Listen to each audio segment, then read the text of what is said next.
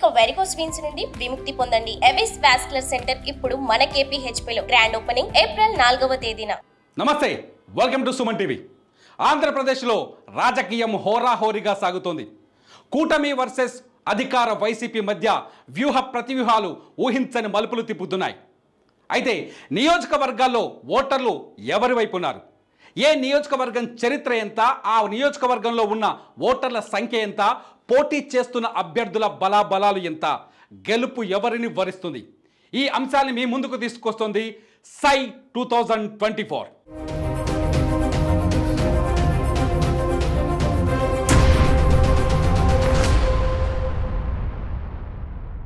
ప్రస్తుతం మనం ఆంధ్రప్రదేశ్ ఈశాన్య మార్గానికి ముఖద్వారంగా ఉన్న ఇచ్చాపురం నియోజకవర్గం వివరాలు చూద్దాం. ఇచ్చాపురంలో అన్ని రాజకీయ పార్టీలకు ఇచ్చాపురం సెంటిమెంట్. ఏ రాజకీయ పార్టీ విజయ యాత్ర అయినా ఇచ్చాపురంలోనే ముగిసింది. ప్రతి రాజకీయ పార్టీ విజయ యాత్ర ఇచ్చాపురం నుంచే మొదలైంది.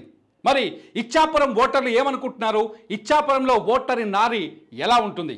ఇచ్చాపురంలో పోటీ చేస్తున్న నాయకులు ఎవరు? ఆ వివరాలు ఇప్పుడు చూద్దాం. ఇచ్చాపురంలో మొత్తం ఓటర్ల సంఖ్య 2,61,715 ఉంది. ఇవాల్టి వరకు ఉన్న డేటా ప్రకారం మొత్తం ఓటర్ల సంఖ్య 2,61,715. ఇక్కడ పురుష ఓటర్లు 1,29,343గా కనిపిస్తున్నారు. ఇకపోతే మహిళా ఓటర్లు ఇచ్చాపురంలో కీలకంగా కనిపిస్తున్నారు. మహిళా ఓటర్లు 1,32,351 మంది. ఇక్కడ ట్రాన్స్జెండర్స్ 21 మంది ఓటర్లు ఉన్నారు. ఇచ్చాపురంలో గెలుపుని ఫలితాన్ని నిర్ధారించేది మహిళా ఓటర్లని మనకు చాలా స్పష్టంగా కనిపిస్తుంది. పురుషులతో పోలిస్తే దాదాపు 5,000 మంది మహిళలు ఎక్కువగా ఉన్నారు. మహిళలు ఎవరిని డిసైడ్ చేస్తే వాళ్ళే విజేతగా నిలిచే అవకాశం చాలా స్పష్టంగా కనిపిస్తోంది. మరి ఇచ్చాపురం నుంచి ఈసారి ఎన్నికల బరిలోకి దిగుతుంది ఎవరు? ఒకసారి చూద్దాం. ఇచ్చాపురం నుంచి అశోక్ బెందలం ఈసారి 3వసారి ఎన్నికల బరిలోకి దిగుతున్నారు.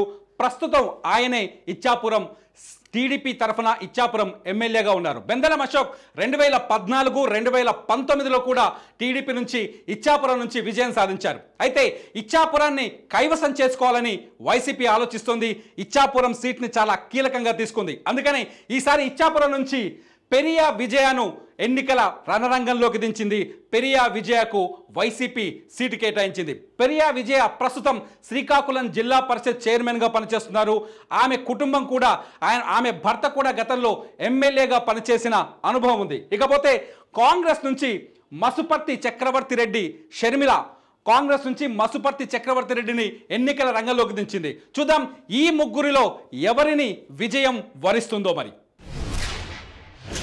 గత ఎన్నికల్ని 2019 ఎన్నికలు చూస్తే ఇచ్చాపురం రిజల్ట్ ఎలా ఉందో ఒకసారి చూద్దాం.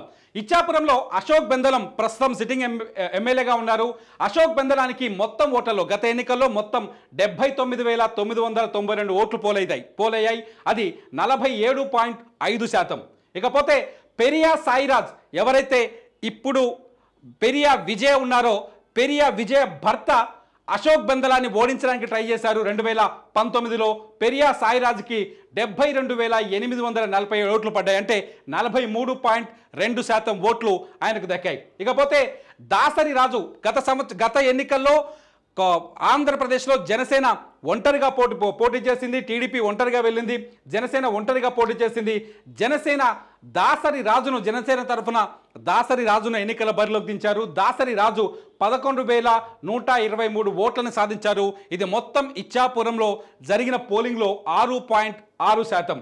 ఇచ్చాపురంలో గెలుపును నిర్ధారించింది. బెందలం అశోక్ వచ్చిన మెజార్టీ ఎంత అని ఒకసారి చూస్తే 7,145 ఓట్లు. అంటే 4.14% తేడాతో బెందలం అశోక్ ఇచ్చాపురాన్ని కైవసం చేసుకున్నారు.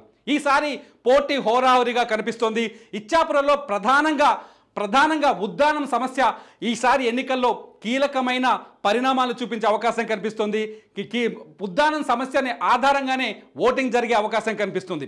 సుమన్ టీవీలో మీ పర్సనల్ అండ్ బిజినెస్ ప్రమోషన్స్ కోసం కింది నెంబర్కి కాంటాక్ట్ చేయండి.